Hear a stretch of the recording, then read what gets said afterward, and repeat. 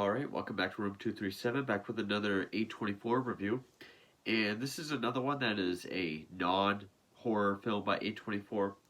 And as far as that goes, this is easily a contender for top 3 non-horror films by A24. In the grand scheme of things, of just A24 in general, not really sure. I don't really know how to rank those together. But this is probably one of my favorite non-horror films of the 2010s. It is a psychological drama, and it's a one-man show. I remember when I first saw it, and this is going to be another one that I say very little about the plot before spoilers, because this is a movie that you want to go into knowing as little as possible. And some places say 2014. I'm going to say 2013 because that's when it first premiered at the film festival it showed at. But it's one of Tom Hardy's best films. Tom Hardy's one of my all-time favorite actors, and it's Locke. Now, I will say I'm not a very big fan of this cover. I think it kind of gives it sort of a generic action film type look, but some of the posters I've seen do look pretty cool. So yeah, Tom Hardy, one of the best actors out there. I mean, the guy is such great range. He's so captivating to watch. I'd probably say Bronson is still my favorite film of his and performance. That just shows his range. But this movie shows just how hypnotic and captivating he can be on screen, and just how believable he can be. Because the whole beauty of this film, despite its pretty big cast, as far as just the amount of people in it, the whole movie takes place in a BMW with Tom Hardy driving. He's just going from A to B. I believe it takes place in real time. I could be wrong. But he's going from A to B in his BMW. That's the entire film. He does several speakerphone conversations or Bluetooth conversations with people during the drive, but we don't see another person. Very rarely do we even see outside of the car. Very rarely do we even see a shot that Tom Hardy is not in. Maybe like a sign or traffic by itself. But for the most part, it is just Tom Hardy sitting in the driver's seat driving. Yes, I know for most of the shoot he was sitting in the BMW. They just pulled it down the motorway in a flatbed. But for the sake of the story, it's one guy on screen. And it just takes place all in a car with phone conversations. That shows just how dynamic of an actor he is. Because if it was anyone else, it would probably not be very interesting. Now, the whole idea is when he gets in the car, he has a wife, a job, a home, and by the end of the drive, he has none of those things. And it's through these series of phone calls and choices he makes that takes all that away. That's as much as I'm going to say about the plot. So, if you're a Tom Hardy fan, this is definitely the movie that you want to check out. And again, it's just one of those movies you just put it on and just let the story, no pun intended, take you for a ride.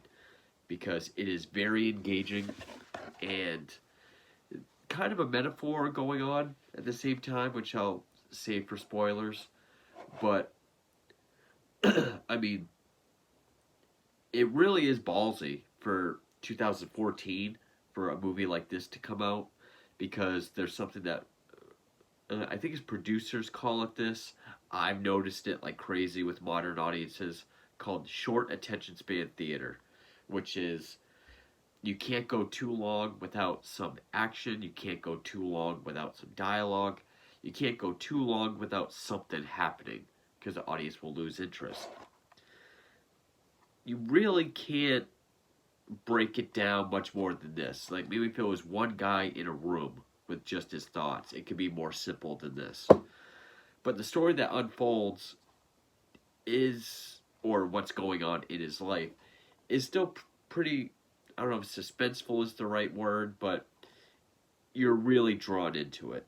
and Tom Hardy just really, he's super believable as this guy. And he really is a mild mannered, hardworking guy just trying to do the right thing. Now, the it is kind of a morality tale, so the morality of the story is kind of left up to you. But beginning of the film, he gets in the car with job, wife, home. By the end of it, at the very end of it, he gets out of the car. He has none of those things. That's as much as I'm going to give away. So definitely check out Locke if you haven't seen it. Now, if something like that sounds boring, still check it out because Tom Hardy's just great to watch.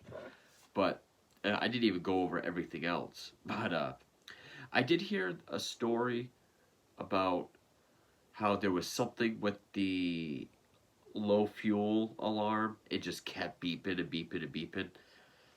That it was kind of grating on Hardy, so that when that or the phone would go off, he would just kind of lose it. So a lot of his reactions are authentic, which there are a few scenes where you can see him trying to keep himself composed. In a few scenes, he does explode. Uh, Tom Holland, Spider-Man, actually plays one of his sons, but it was written and directed by Stephen Knight, who, what were the films he's really known for? Dirty Pretty Things and Closed Circuit and Eastern Promises and Hummingbird. I believe this is also known as No Turning Back in some territories, but also stars Olivia Colman, Ruth Wilson, Andrew Scott, Ben Daniels, and Bill Milner. But every time those people have scenes, it's through a phone call. We only hear their voice. Apparently they were all in a conference room and would just take the call whenever their parts came up. And I guess they were recorded in real time as well. I guess this only took like 6 nights to shoot. Harris Zambarlukos did the cinematography, and Dickon Hinchcliffe did the score. It's only 85 minutes, so it is rather short. Made for $2 million, grossed $5.1 million. So this is one of those rare ones, rare A24 films that actually grossed more than his budget. But yeah, Tom Hardy is the absolute crown jewel of this entire film. There was something else I was going to say with that, but I'm really into movies like this with limited settings, limited cast, where just more and more about the plot just sort of unfolds. Like either you find out more about what's going on with these characters. I would compare it to maybe a movie like Rope, Alfred Hitchcock's Rope. Also ones that take place in real time. But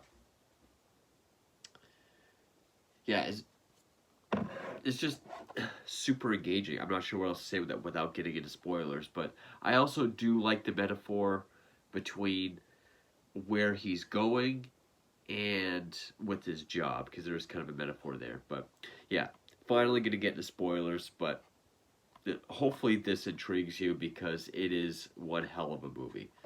So getting into spoilers. He plays Ivan Locke, who works in some capacity for this construction company. I don't know if it's fully construction or just the concrete part, but on some job 9 months ago, he was away for a while. They were doing a job for this, he says very old, but I guess she's 43. He stayed in her guest house. When they were done, they celebrated with wine. She talked about how she was very lonely and didn't have much in life. They had sex. 9 months later, Early finds out she's going into labor, and that's when he makes the decision to get in the car and go to the hospital to be there for her. And all these other things are falling apart around it. At his job, the following day they're going to have the biggest concrete pouring in all of England ever, so it's a very big deal. But he's not going to be there because he's going to the hospital. Uh, he and the people in corporate end up getting pissed that he's not going to be there and abandoning the job, so they fire him. Uh, there's supposed to be this huge football game on that his two kids and his wife were waiting for him so they could watch it together. He had 9 months to tell his wife, but he didn't. So he keeps calling them and they keep calling him. That's when he has to tell his wife, I'm on my way to the hospital because this happened. And, he's also on the phone with the woman that's actually giving birth, who's in love with him, but he can't even say I love you because it was the one time thing. They don't even really know each other. And a couple people from work. Mainly this one guy that is now in charge of everything since he's been fired. Now, there's a few things that's going on with that because even though he's fired, he refuses to abandon the job. He's calling this guy that's less responsible, telling him to, call these people to get the road shut down, go out, test the rebar. Oh, the rebars are fucked up. Run down the road, get these guys to come fix it. Because he's not abandoning the job, just like he's not abandoning this woman having a child, because there's a few monologues he has with the rear view mirror, almost kind of Shakespearean, and it doesn't get hokey like he's talking to himself in the mirror. Like when we see it, it just looks like an empty back seat, which I thought was interesting, to his dead father. Talks about how his father left when he was born, never said anything till he was 23. He showed up and he was just a bum. And he's pretty much saying how he doesn't want the kid coming into the world the way he did. He wants the kid to know there is someone out there that cares for him. So that's kind of the metaphor between the parallel, I should say, between the job that he's refusing to give up and just wipe his hands clean and say it's their problem. He's trying to make sure it still happens, while also sacrificing everything just so that this kid, for a one night stand, a one time thing, doesn't come into the world thinking no one loves him. So I like that parallel as well. And he tries to tell his wife, hey, I don't want the kid coming into the world like I did, and tries to make it sound like they were both drunk and he felt bad for her. So, and you can really tell through like the way he talks to his wife, and even when he talks to his sons after they find out, and he can hear how sad they are. He gets a tear shedding. He says this was the only time in 15 years he slipped up. And I do think the film does do a good job of painting him in a very good light. He's just a guy that made one mistake. And really, you could argue that his one decision that fucked everything up was having sex with this other woman. But the movie also, but that wouldn't quite have the butterfly effect on like his a professional life.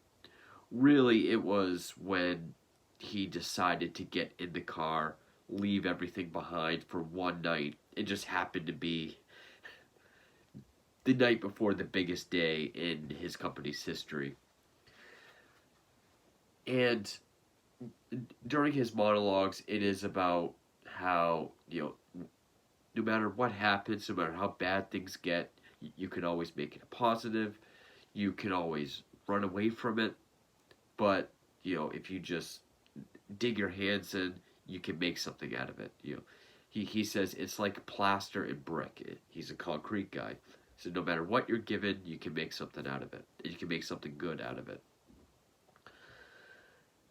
But also, it's a morality tale about truth. I mean, he could have just kept lying, but then lying doesn't always fix everything. And,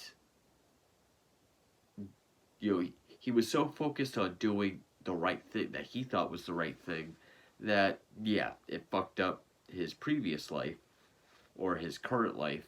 He lost his wife, kids, and home and job. But it kind of presents that thing like about facing the music.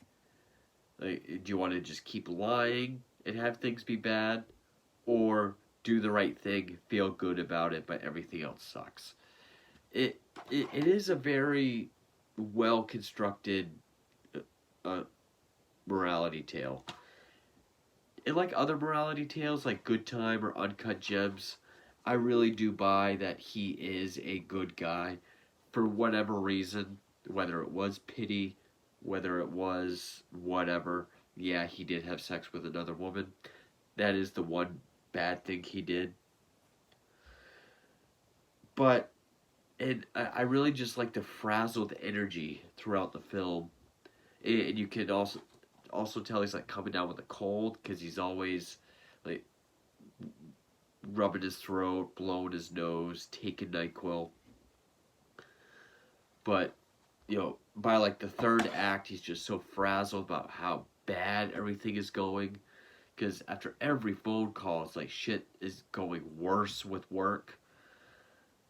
But uh, my favorite scenes are the ones where he's talking to his not their father about how see how I take care of stuff, see how I fix it, and how like yeah I could have just walked away from this job, but like this kid, like you did, I'm not gonna walk away from it. I'm gonna face my problems, and I'm always gonna see what good I can make out of it.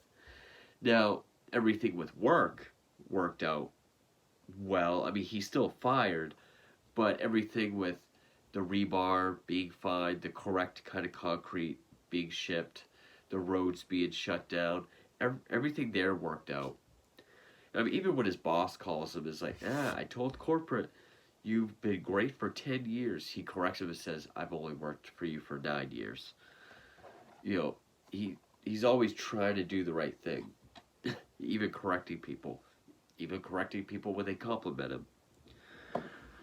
So, and then just as work seems to kind of even itself out, that's when he gets the call from his wife saying, you know, there is a difference between once and never, and their marriage is over. And I do believe the last line he has, or one of his last lines, is, when I left the site 2 hours ago, I had a wife, a job, and a home, and now I have none of those things. And it's left ambiguous as to what's going to happen. I mean, we're left under the impression that he's not going back home, but it doesn't say what he's going to do with the kid or with the other woman. But even she says, I love you, and since he's so honest, he says, well, first he says, how can I love you? And he refuses to say it because he doesn't feel it. So they really do paint him as a good, always do well guy that's just in a bit of a moral quandary. And, as a one-man show, Tom Hardy owns this.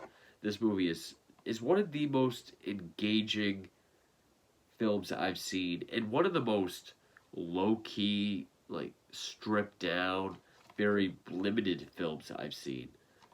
And it's just so enthralling. It's so captivating and hypnotic. It's one of those films where by the time it ended, I caught myself wishing it was longer. Like, I wanted to see him just continue driving and just having to deal with more, just solve the rest of his life from his car. I didn't really want it to end. I really enjoyed this film. So yeah, as far as non-horror A24 films, this is easily top 3 with Good Time and Uncut Gems. I don't know if it's 2 or 3. I'm pretty sure Uncut Gems is 1, but yeah, this is definitely a top 3. Again, this is the kind of art housey type A24 film that I look for, horror or not. But yeah, and the whole fact that it is in a car the entire time, all the other characters are only heard through the phone, and we're just focused on one guy. It does kind of give it an art house feel. It does kind of feel like this sort of film student kind of idea, but it works so well. It worked beautifully. And to be honest, all other actors out there that are brilliant, even some of my favorite actors, I mean Christian Bale or you know, older ones like Robert De Niro or Al Pacino, Leo DiCaprio, Johnny Depp. I don't know Edward Norton. I don't think they would have had the same kind of hypnotic energy and the ability to captivate that Tom Hardy does.